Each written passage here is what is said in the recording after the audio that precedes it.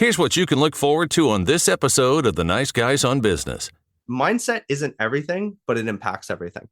And so if we could really tweak your mindset, we could grow anything. And it's not about me growing the business. It's about me helping you grow as a person, right? If I can facilitate a space of change for you, what can you do with that space? What can you do in that moment? What can you build or create or grow? And that's where I try to help people get unleashed. You see, Danny, there's a force in the universe that makes things happen. And all you have to do is get in touch with it. Stop thinking, let things happen, and be the ball. Or be the nice guys on business. Either one is good. Go from where you are now to where you could be.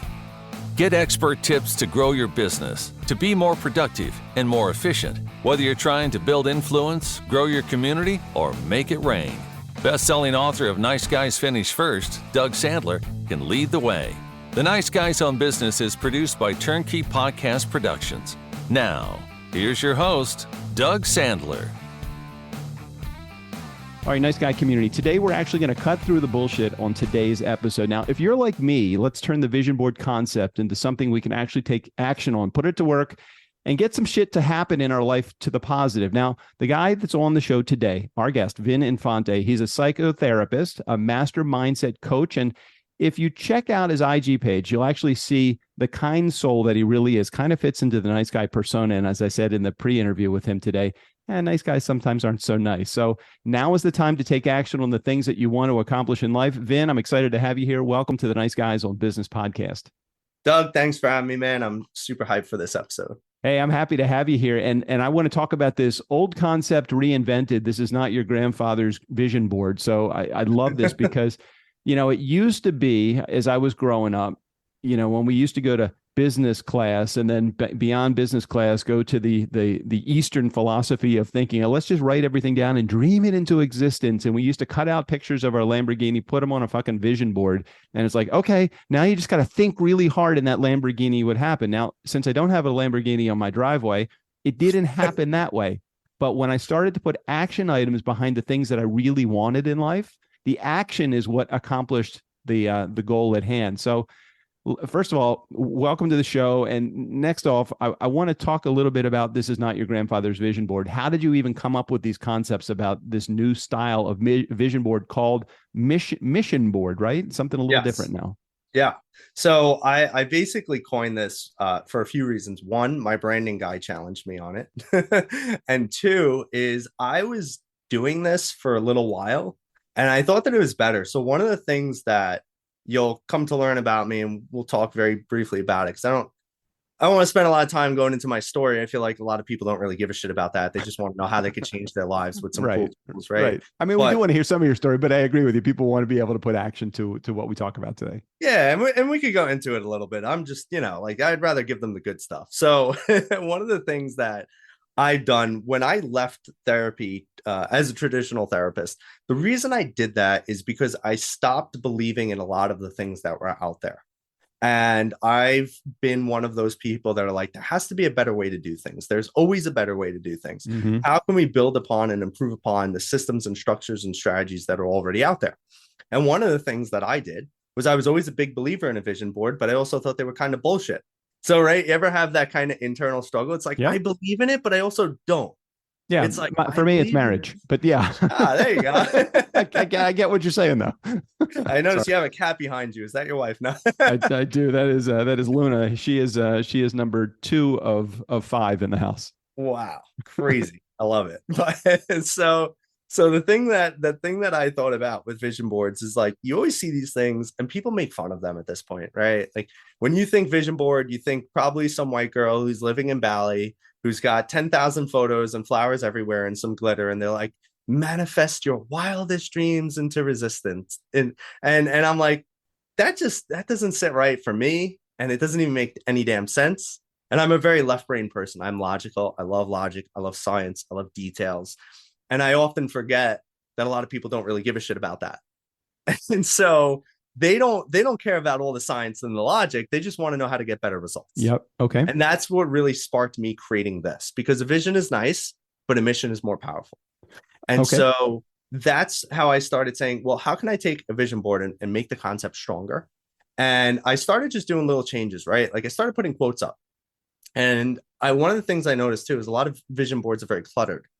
So I was like, how can I make it that it's more organized? Because I love organization. And so I said, how about I just do maybe about 6 to 8 quotes, 6 to 8 photos, keep it very like specific, 6 to 8 I am affirmations of what each photo is, like in the present tense, and then incorporate something that's even more powerful, which is my mission, vision, and value statements, both personally and professionally, to keep myself super aligned to not only the goals that I have on there, but live a life of alignment where I'm working day in and day out towards the things that are on that board, because that board's guiding my life. All right, so I want to talk about that for just a second, because I saw that, because I've gone through your I guess you call it a work. Again, we're going to offer this to our nice guy community, which is terrific for you to offer. That what do you call this mission board blank? Not like workshop. What is Template. it? I'd say it's a template. It's okay. like a 10-pager, right? It's a 10-page. Right. It's not too long, but it gives you step-by-steps and it breaks it down. So even a third grader could do it. All right. So one of the things that I saw in that, which was really cool, is it really does tie in some of the applications that we need to have, or elements that we need to have in place within a winning corporate structure. And the winning corporate structure, or winning entrepreneurship structure, or winning business structure, you said it. You have a mission statement, a vision statement, and a purpose statement. Correct? Are those the three parts of it?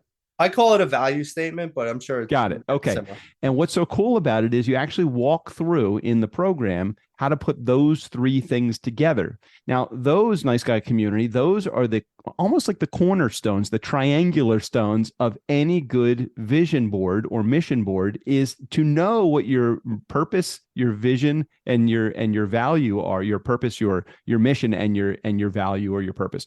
And the beauty of that is, without those three things, you really do miss the key elements of getting the things that you want to actually come to life. Because if you put something together and you don't really have, you can't see the perceived value for either you or your community, you're not going to get there, because you're just going to be looking at a picture of a car and saying, I want that car. Well, what's the purpose of that car?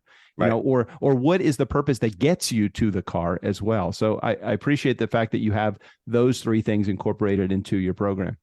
Well, you know, one thing that's also pretty interesting that I talk about is these things are supposed to be, they're not supposed to be static, right? Like they're supposed to consistently change, and they will change as you change. Because one of the biggest things, or one of the biggest benefits of having this board, and most importantly, having it somewhere you could see it every day, is that you're going to look at it so often, you might realize some things on there don't actually matter to you. And so I tell people too, like, just make the damn board. If you want the Lamborghini, cool, put the Lamborghini up there. After 3 weeks, 4 weeks, a month, a year of looking at that Lamborghini, you're gonna be like, I don't even like Lamborghinis. Right. I don't even give a shit. And then rip it off and figure out what you do feel aligned to. Because I've done that on my board. I've had plans in place where I was actually building part of my mission board around like what I thought I was going to do. And then that plan fell through, and I'm like, okay, I ripped 3 things off my board, put 3 new things up that made more sense.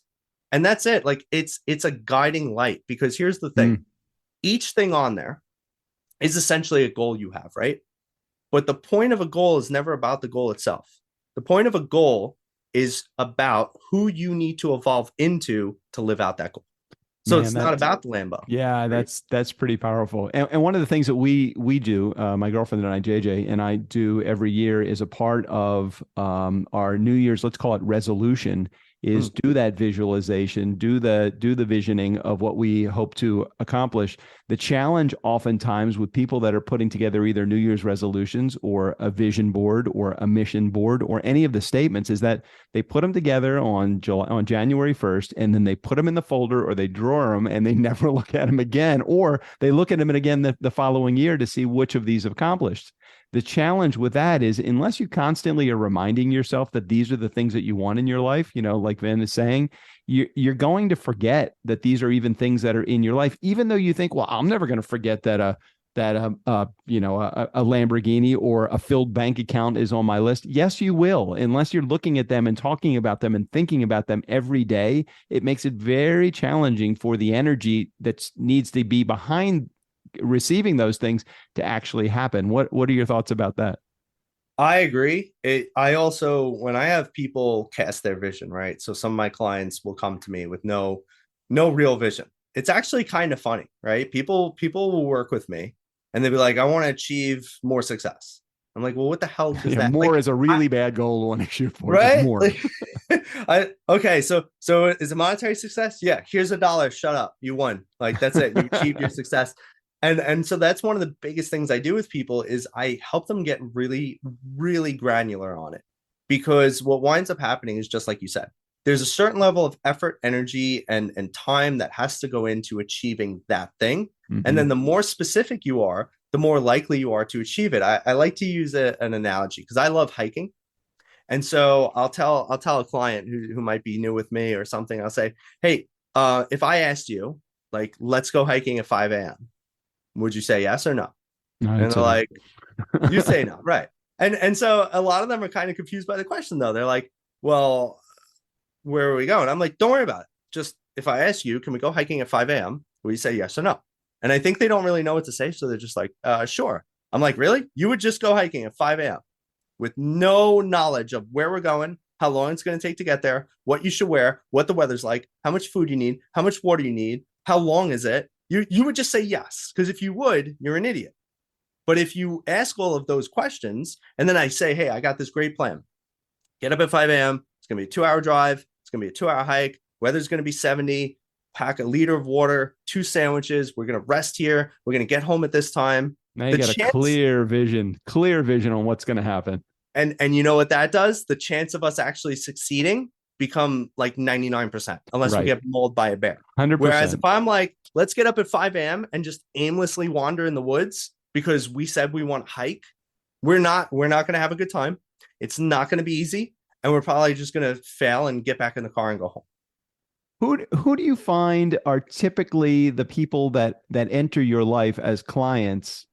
Give me some characteristics of them. Are they early stage entrepreneurs, or are they late stage entrepreneurs that are trying to figure out what their next step in life? A little of both. Where do you think that the cross section between your services and the ideal client fit?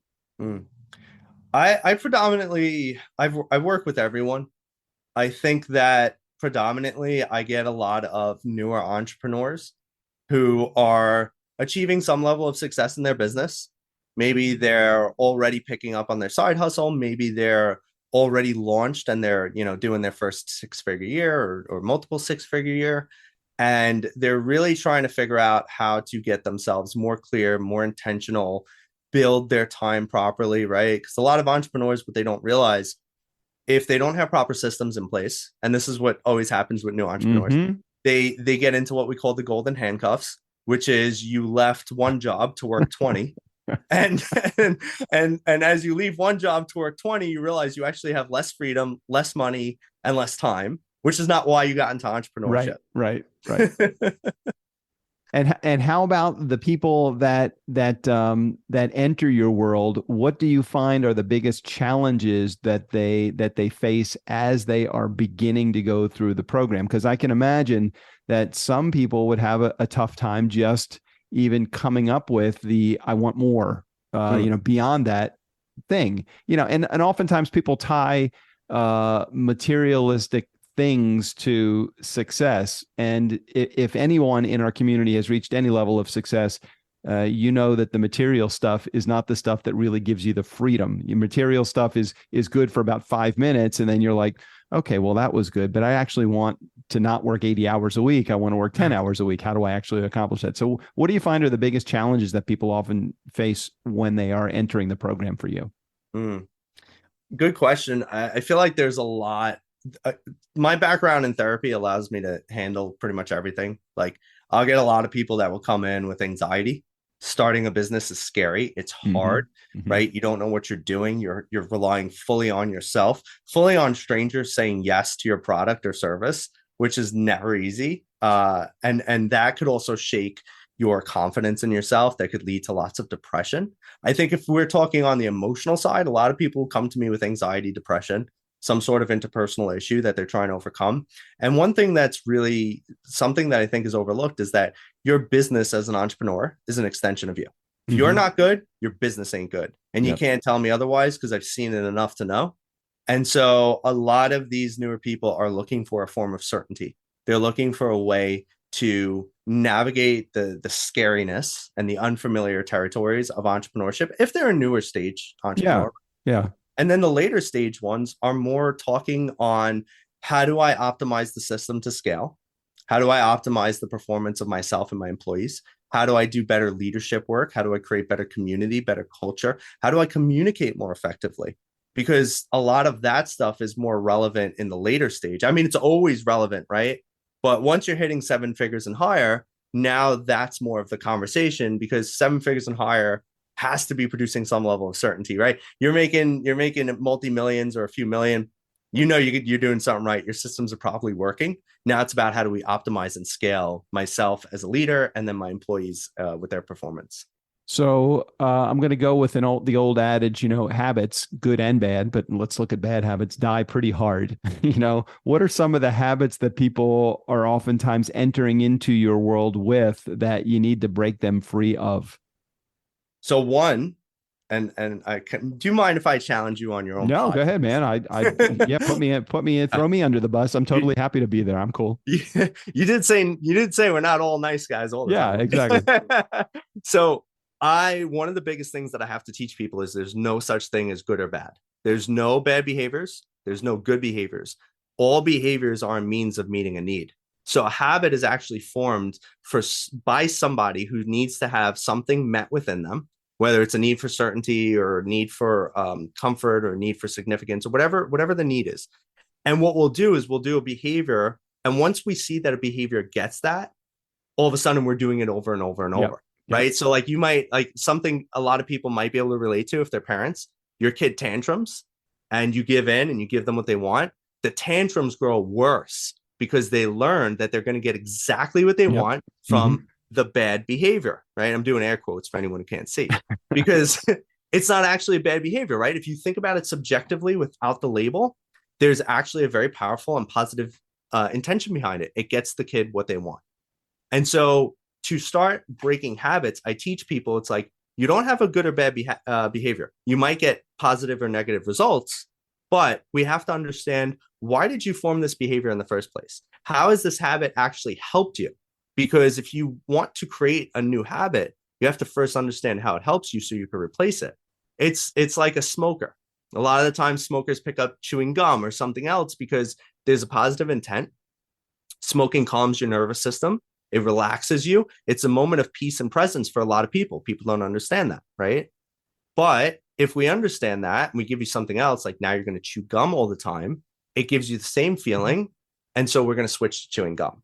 We need to do the same thing for your behaviors. Why did you form that behavior that's giving you the negative result? How has it helped you so much up until this point?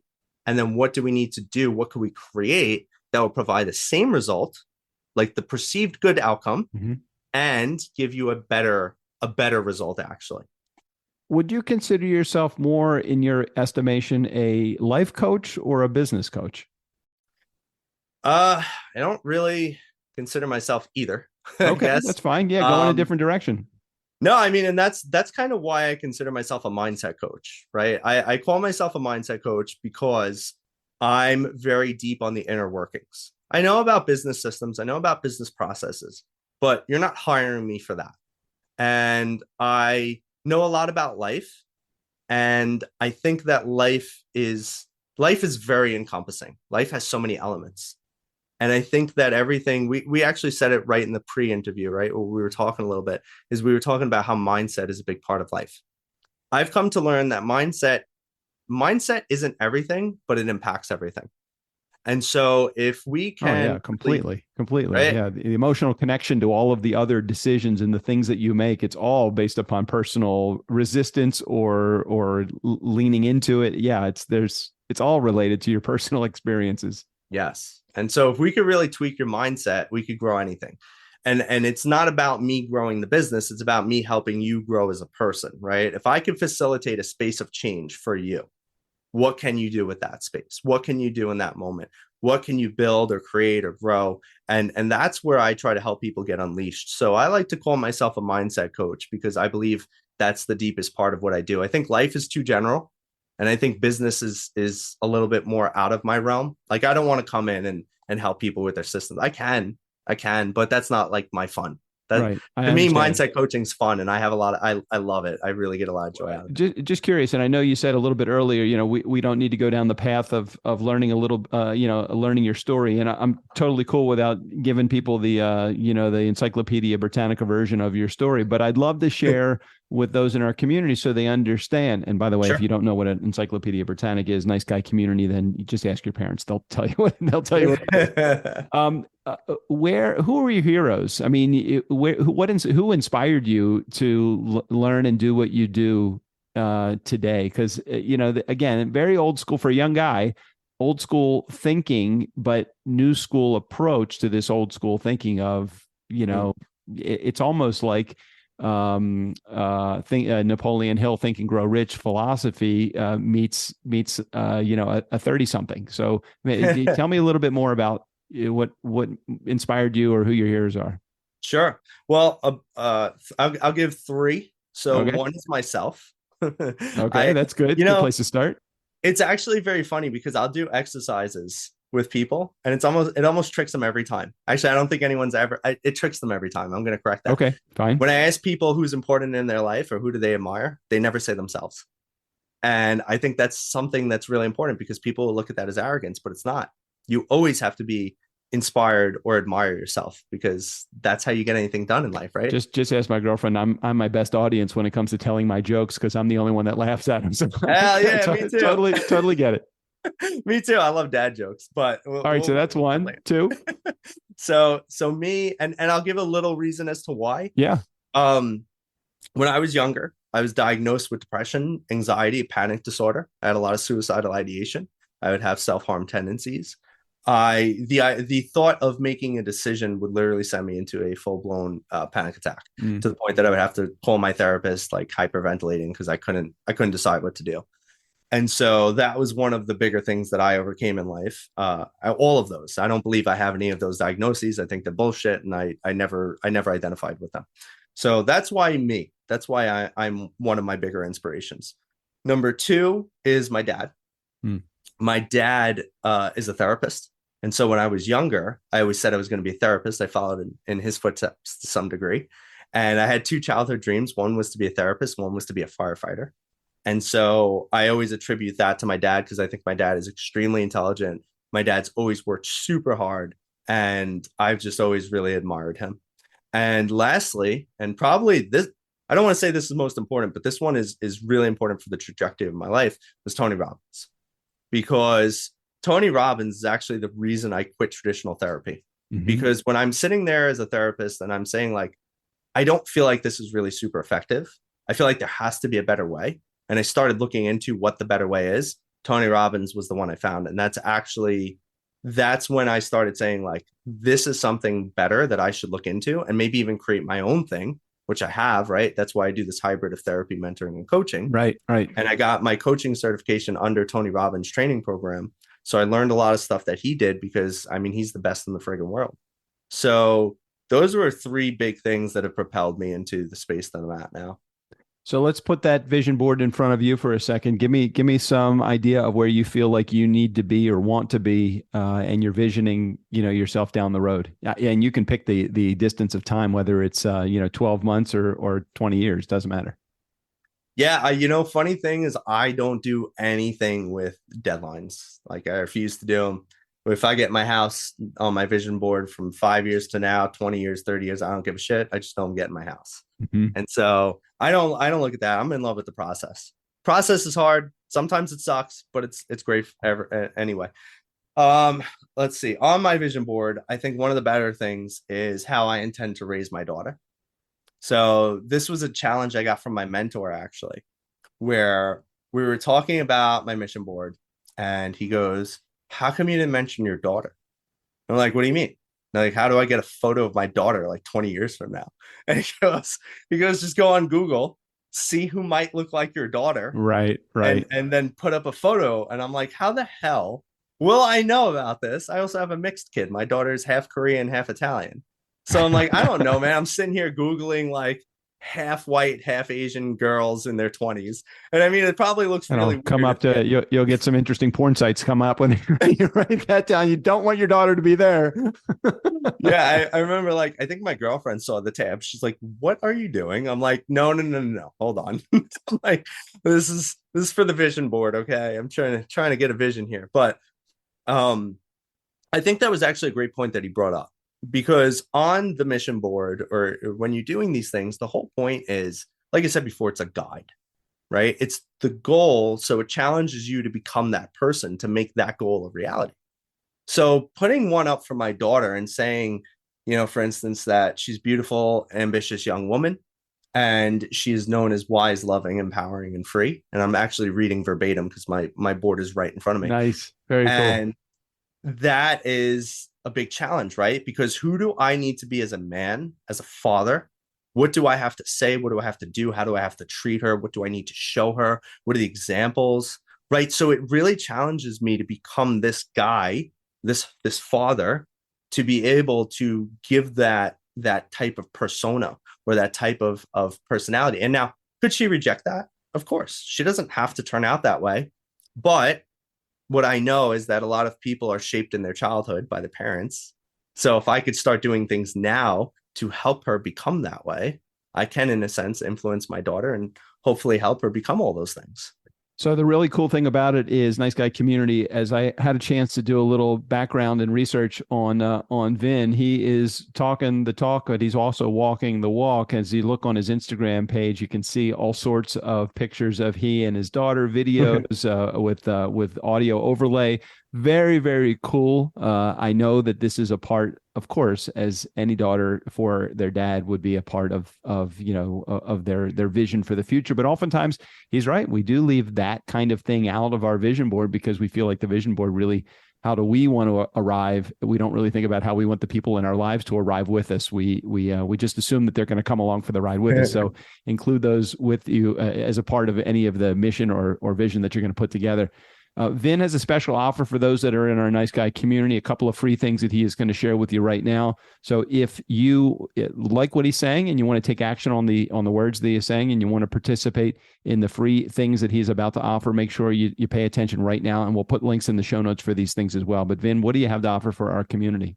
Sure. So first thing I always say is, like, check out my Instagram, and I appreciate you shouting that out.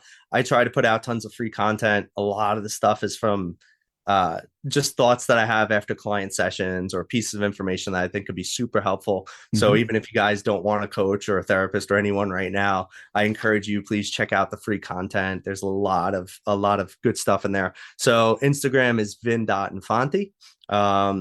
Check out the free resource, Get Your Mission Board Today. You could go on my website. It's under the resources tab. All you got to do, throw in the email, you get it sent straight to you.